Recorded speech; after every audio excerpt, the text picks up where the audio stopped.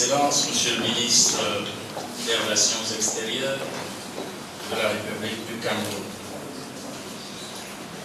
Excellences, Mesdames et Messieurs les ministres,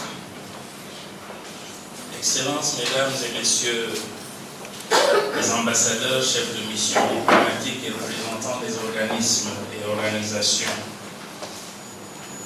internationaux, Excellences, Mesdames et Messieurs, par la signature que nous venons d'apposer au bas des documents de l'accord de siège révisé entre l'État du Cameroun et le Cerf-Tola, l'histoire de cette institution vient elle-même de s'enrichir d'une superbe page sur la voie de son évolution.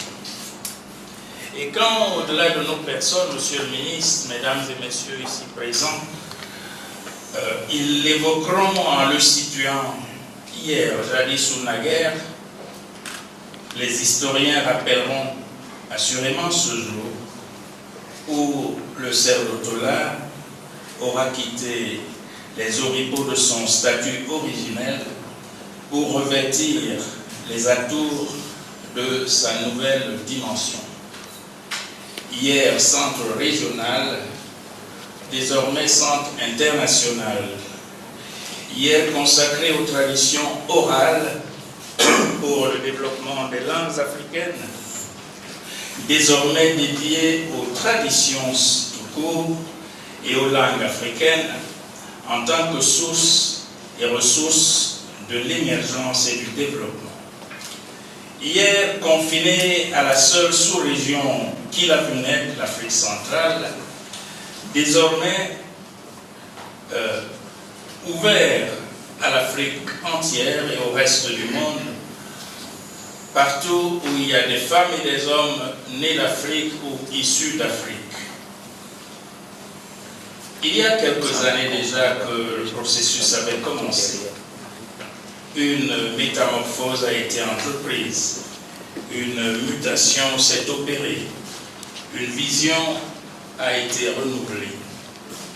Saluée par les instances de l'institution et par les gouvernements des États fondateurs, cette vision a été scellée par une délibération du conseil d'administration réuni en 2010 à N'Djamena, en République du Tchad. Cette vision et les démarches induites ont été progressivement consolidées, confortées, adossées sur un arsenal de textes de base adaptés aux ambitions identifiées. Puis, tout cela a été consacré, rendu opératoire en décembre 2010-2014 par la 8e session ordinaire du conseil d'administration du Cerf-Tola, réunie à Brazzaville en République du Congo. Aujourd'hui donc, s'achève sous nos yeux la mise en place de ce Cerf-Tola New Look. Monsieur le ministre, c'est tout à votre honneur, puisque, à peine installé dans vos hautes fonctions, en qualité de ministre des Relations extérieures, vous avez décidé de nous réunir ici pour célébrer cet accomplissement historique, pour signer ensemble l'acte solennel d'une renaissance puisant à plein régime dans le substrat patrimonial africain.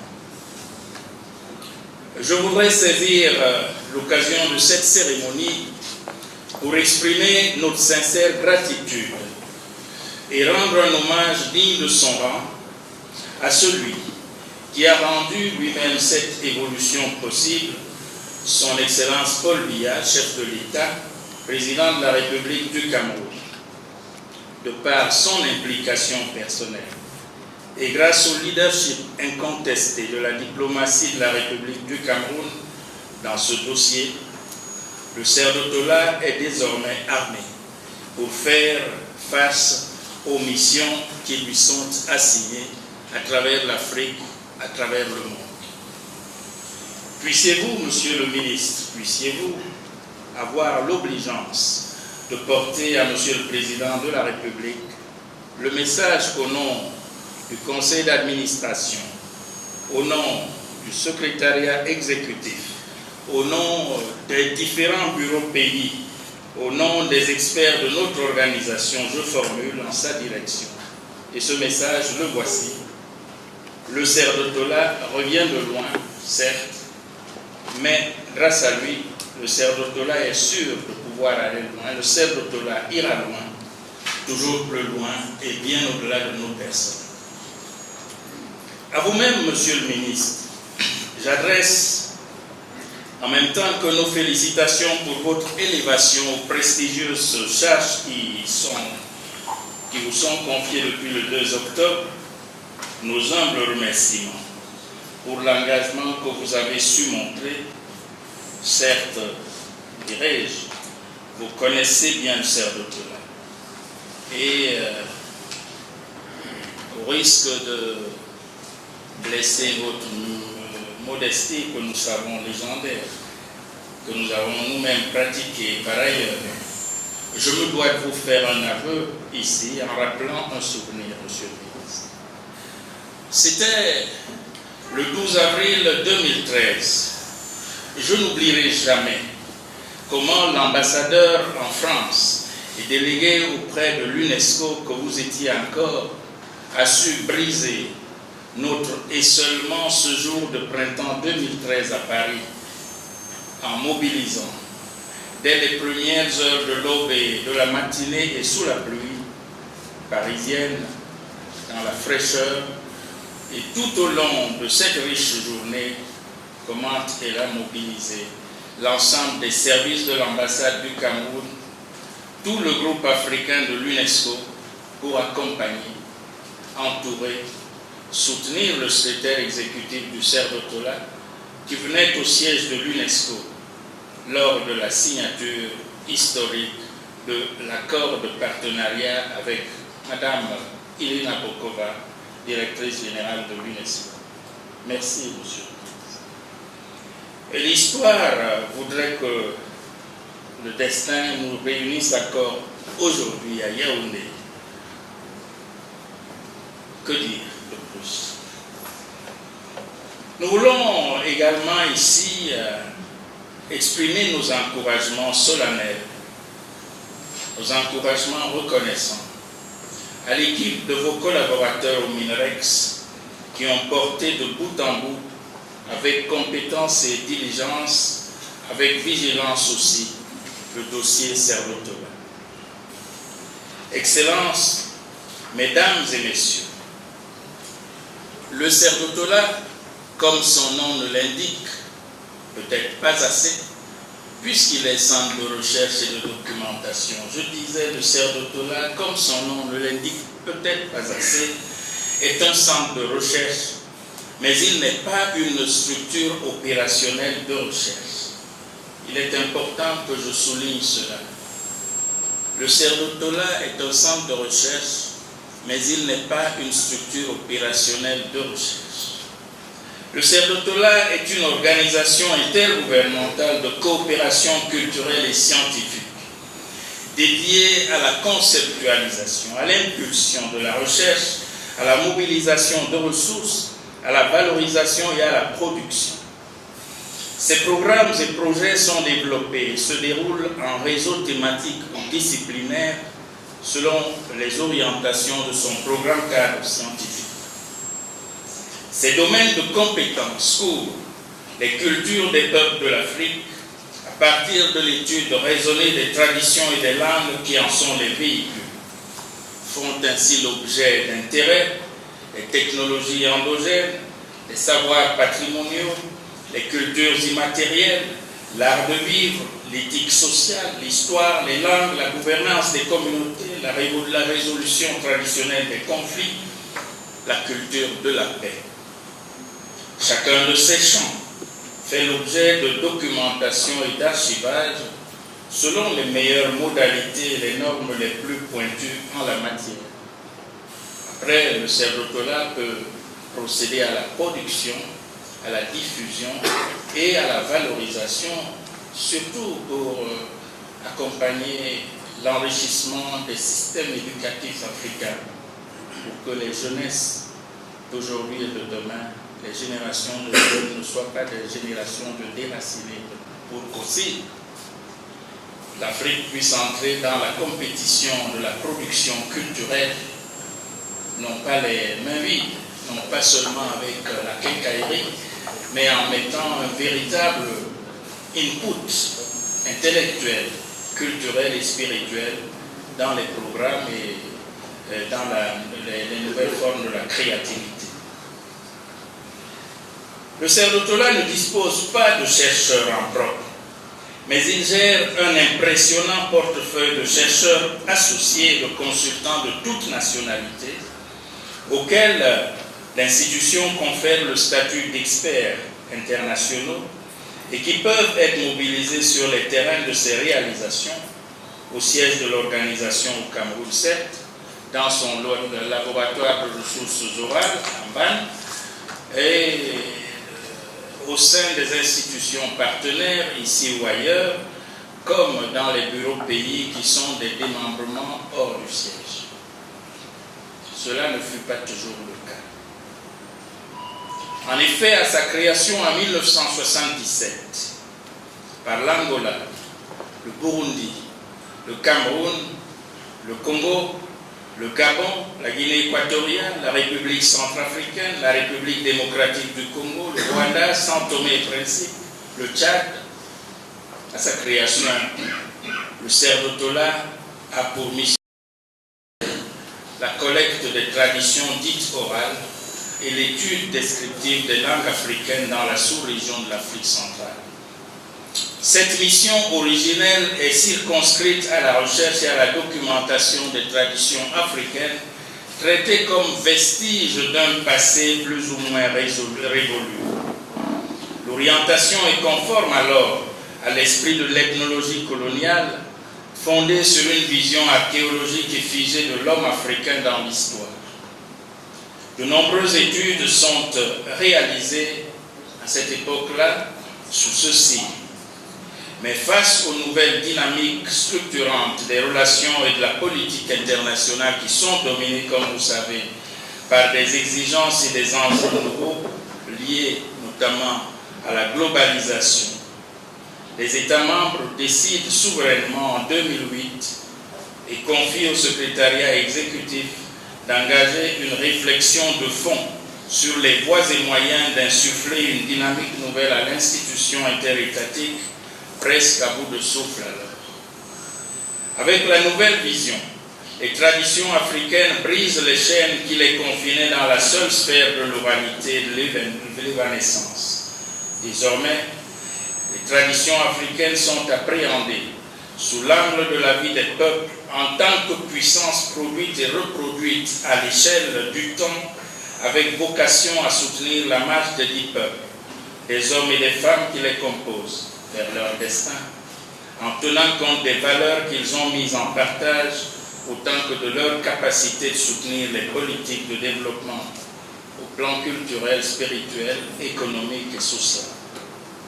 Puisant alors aux sources du génie original africain, le CERDOTOLA conceptualise la notion de palabre scientifique, à la fois comme herméneutique et comme forum d'échange à l'africaine appliquée aux sciences et aux connaissances sur l'Afrique.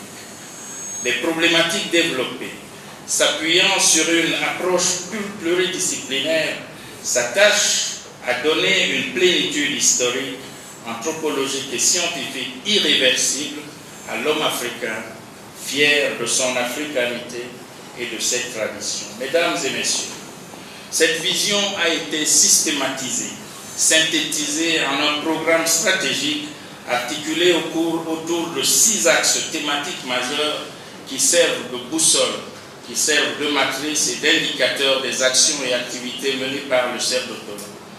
Capitalisant les patrimoines traditionnels face à la rémanence et à l'occurrence des menaces à la paix et de la prévalence des conflits en Afrique, le CERDOTOLA a par exemple engagé des études autour d'un modèle de gestion des conflits, de communication et de gouvernance citoyenne et communautaire, inspiré des traditions dans leurs différentes déclinaisons ethnologiques et situationnelles en Afrique et au-delà, dans la diaspora afro-caribéenne. Ce qui est fait dans ce domaine ne l'est pas moins dans d'autres. Le patrimoine culturel matériel et immatériel, l'historiographie, les savoirs et savoir-faire, les langues. La redistribution rationalisée des responsabilités dans le travail a mis des équipes en réseau actif associant le siège, les bureaux pays, les organisations spécialisées. Les différents chantiers ainsi ouverts ont commencé à produire des résultats pertinents, des résultats appréciés, des résultats qui sont salués par les communautés scientifiques et culturelles à travers le monde, mais qui sont également de plus en plus salués par les communautés traditionnelles, les autorités traditionnelles que le CERDOTOLA s'est engagé à accompagner dans leur réorganisation et dans leur restructuration quand cela est nécessaire. Déclinés en programme action-activité, les chantiers se laissent structurer autour d'une gouvernance scientifique qui culmine par l'organisation et la tenue de colloques, séminaires, conférences, journées de communication. Ces activités rassemblent des universitaires, des hommes de sciences d'horizons géopolitiques, scientifiques, idéologiques différents, au cours desquels la fécondité des écoles de pensée, critiques et parfois contradictoires, a su faire ressortir avec plus de netteté que jamais la pertinence de la culture comme valeur ajoutée et input au développement. Jadis, institution de reproduction mimétique, ce qui dans le contexte de cette époque-là était déjà en soi un immense mérite, le CERDOTOLA est aujourd'hui centre de proposition et de propulsion intellectuelle. Jadis, excroissance des théories d'enfermement et de rafistolage sur l'Afrique.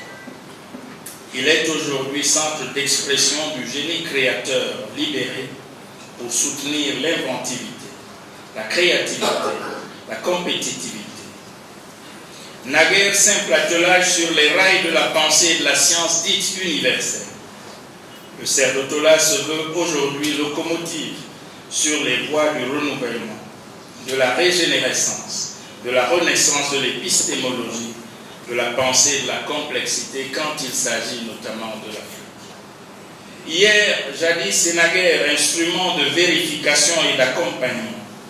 Désormais, voici le CERDOTOLA appelé à mûrir l'envol vers les nouveaux horizons de la nouvelle pensée africaine au service de la nouvelle libération de l'homme africain et des peuples de la vaste et diverse planète Terre. Monsieur le ministre, Mesdames et Messieurs, nous aurions pu évoquer ici quelques éléments factuels pour illustrer les progrès accomplis, pour montrer davantage les horizons qui s'ouvrent. Nous aurions pu dire que nos bureaux pays, qui sont des représentations du siège, sont aujourd'hui fermement établis à N'Djamena. Ils ont pignon sur rue à Bujumbura, à Kinshasa, à Brazzaville. Ce n'était pas le cas quand le CERDOTOLA était simple centre régional. Nous sommes en discussion pour ouvrir de nouveaux bureaux à la demande de ces pays-là vers la Côte d'Ivoire et le Sénégal, à partir d'une démarche des intellectuels de ces pays, vers le Mali, vers le Burkina Faso, et j'en passe. Toutefois, il me semble que les quelques rappels qui viennent d'être énoncés ici esquissent à suffisance une idée du chemin parcouru, donnent la perspective quant au cadrage politique qui a servi de soubassement à la construction du format rénové de notre organisation commune devenue institution, organisation véritablement internationale. Avec la signature des accords de siège, de l'accord de siège du 20 octobre 2015, je suis persuadé que le Cameroun, tête de file des pays fondateurs, soutiendra encore mieux que par le passé le pilotage de l'action diplomatique, de l'action culturelle, de l'action scientifique du CERDOTOLA à court et à moyen terme, afin que cette organisation, progressivement mais irréversiblement, se consolide en tant qu'instrument de la souveraineté des États et des peuples du monde africain, au service de la renaissance africaine, au service des politiques d'émergence par les traditions africaines. Telle est notre prière, telle est notre espérance aussi. Je vous remercie de votre bienveillante attention.